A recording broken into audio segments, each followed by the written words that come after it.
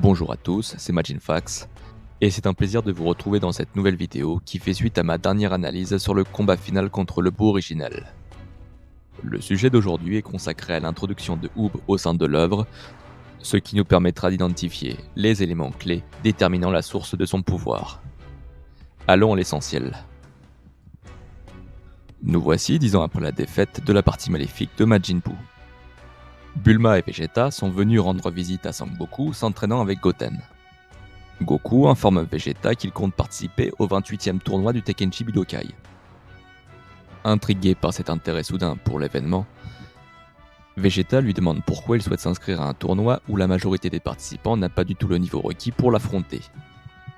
Le héros principal lui répond alors qu'un type super balèze va y prendre part et que cela faisait un moment qu'il s'intéressait à lui. Sangoku ajoute que ce combattant retient sa force et qu'il est persuadé d'avoir affaire à quelqu'un d'extrêmement fort. Comme vous le savez déjà, ce personnage n'est autre que Oob, la réincarnation de la partie maléfique de Buu ou la réincarnation de Kid Buu. Son profil est parfaitement décrit dans l'encyclopédie de Dragon Ball, le Daizenshuu numéro 7. Voici ce qui est écrit. Le Majin Buu maléfique original s'est réincarné en humain avec l'aide du roi Enma. Ici, on ne peut pas se tromper, car la version de Buu est nommée en japonais Ja'akuna Originalu no Majin Buu. Par ailleurs, le terme Ja'akuna est un adjectif qui revient très souvent dans les descriptifs de Kid Buu. Je reprends. Il ressemble à un garçon de la campagne qui a grandi sur une île du sud. Il est généralement discret, mais la puissance cachée à l'intérieur de lui, du japonais Himeta Pawa, est exactement celle de Majin Buu. Avant de poursuivre, faisons un retour en arrière dans la chronologie de l'histoire et focalisons-nous sur les événements de Dragon Ball Super. L'action se déroule sur Terre lors du combat décisif entre Molo et Sangoku. À ce moment-là, Vegeta était parvenu à maîtriser la technique des Yadra, permettant de séparer d'une personne toute l'énergie vitale qui a été rassemblée par absorption. Il demande alors à ses amis de lui transmettre leur énergie vitale, afin de redonner toute la puissance à Goku qui était épuisé. Après avoir collecté le ki de toute la Z-Team, ainsi que ceux de Goten et Trunks, Vegeta transmet sa boule d'énergie à son congénère, en y ajoutant sa propre puissance. Piccolo réagit en constatant que Sangoku n'a pu atteindre que le niveau du Super Saiyan Blue en étant à son maximum. Vegeta comprend rapidement que même la somme de leurs ki réunis n'est pas suffisante pour atteindre le niveau de l'Ultra Instinct maîtrisé. Alors que la situation était désespérée, une quantité prodigieuse de ki divin surgit de nulle part. Surpris par une telle puissance, Vegeta s'interroge sur l'identité de la personne qui a transmis cette masse d'énergie. Nous découvrons alors que le grand Kaioshin était venu sur Terre afin de solliciter l'aide du jeune Oob. Le prince des Saiyans saisit cette opportunité pour transférer ce ki divin à Sangoku qui parvient cette fois-ci à utiliser de nouveau l'Ultra Instinct. Cet exemple démontre que l'énergie vitale prélevée d'un individu représente bel et bien toute sa puissance. En apprenant la nouvelle, Dende nous révèle ceci. C'est Oob. Il y avait le pouvoir de Oob. Je vois. Le pouvoir divin du grand Kaioshin a été hérité par la partie maléfique de Majin Buu. Warui Kata no Majin Buu. Il précise aussitôt. Donc c'est Oob qui possède actuellement toute son énergie. Jaco, le patrouilleur intergalactique, lui répond. La réincarnation du Buu maléfique se trouve sur Terre. Quelle chance!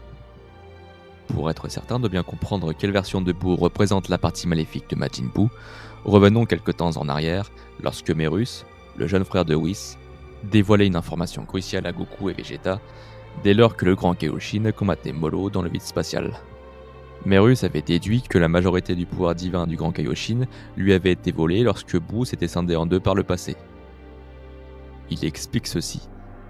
Je pensais que le Buu gentil avait naturellement hérité du pouvoir divin de Maître Kaioshin en ayant hérité de son apparence physique. Mais c'est peut-être la partie maléfique de Buu qui en aurait hérité. En d'autres termes, le gros Buu, appelé Majin Buu innocent, était incapable d'exploiter le ki divin du grand Kaioshin depuis sa naissance, et par extension, depuis sa première apparition dans l'œuvre d'Akira Toriyama. Autre chose. Le cas illustré par Merus concerne la séparation entre le Buu innocent et Kid Buu, et non pas celle avec le Boo maigre maléfique qui a fusionné une nouvelle fois avec son alter ego. En outre, le Boo maléfique ne pouvait pas avoir recours au ki divin du Grand Kaioshin s'il n'était pas réellement séparé de l'influence du Boo innocent, caractérisé par son intelligence et sa bonté. Je reviendrai sur ce point dans la prochaine vidéo. En affrontant Molo, le Grand Kaioshin est plongé dans les souvenirs du Boo innocent au moment où Son Goku avait utilisé le Genki-Dama contre Kid Buu. Il déclare ceci: « Je vois, mon pouvoir s'est évanoui en même temps que lui. » Reprenons maintenant le déroulement de l'histoire du premier manga en l'an 784, où les protagonistes se réunissent pour assister au tournoi du Tekkenchi Budokai. Grâce au pouvoir magique du Boo innocent, Sangoku influence le tirage au sort pour affronter Oob au maximum de ses capacités dès le premier tour. Il explique ensuite à Vegeta qu'il s'est entraîné seul pendant des années en attendant que Oob s'inscrive au tournoi.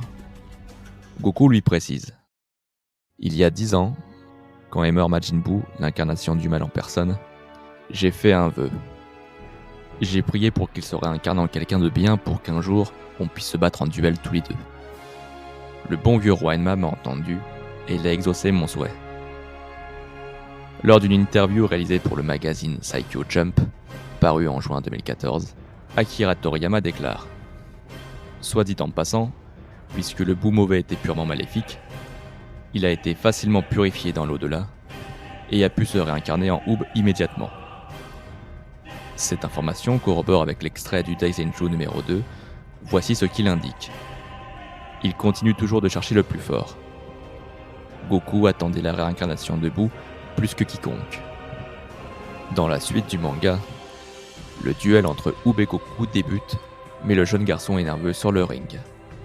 Pour remédier à cela, Son Goku choisit de le pousser à donner le meilleur de lui-même. Après quelques insultes à son égard, Oob devient furieux envers Goku et l'attaque avec hargne, révélant ainsi le pouvoir qui sommeillait en lui. Son talent inné pour le combat est incontestable. Son Goku reconnaît sa force exceptionnelle. Ce passage est souligné dans le Competitive Guide de l'anime, énonçant que Oob n'a jamais reçu de leçons d'arts martiaux avec qui que ce soit, il ne savait même pas voler, mais son potentiel latent, du japonais Sensei no Ryoku, était le meilleur. Complètement déstabilisé par le ki puissant de la réincarnation de Kid Buu, Son Goku a désormais la preuve qu'il se tient face à un combattant hors pair. Il se dirige vers Oob et lui présente ses excuses. Sur un coup de tête, Son Goku prend alors la décision de lui enseigner les rudiments des arts martiaux pour qu'il apprenne à maîtriser pleinement son potentiel latent. Afin de connaître les motivations de Son Goku, le volume 49 du magazine intitulé Dragon Ball, le manga de légende, nous en apprend davantage sur le sujet. Oob, qui est aux côtés de Goku, est la réincarnation de Majin Buu et possède un énorme potentiel physique. L'objectif de Goku est d'entraîner Oob et de réaliser sa promesse qu'il a faite autrefois à Buu, de l'affronter de nouveau en duel. Le chapitre se termine sur le départ de Goku et de son successeur en direction des îles du Sud. Cette vidéo arrive à son terme, je vous suis reconnaissant de m'avoir écouté jusqu'à la fin.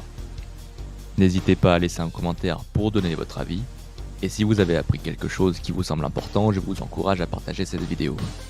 Je tenais à remercier Majin Buu Vérité, sans qui je n'aurais pas pu présenter autant de sources documentées. Suivez-le absolument sur TikTok.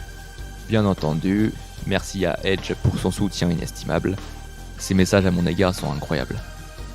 Mon activité sur cette chaîne YouTube ne fait que commencer, donc ne manquez pas mes futures publications. Je ne vous dirai qu'une chose, soyez patients, les révélations vont tomber. Je vous souhaite à tous un bon revisionnage.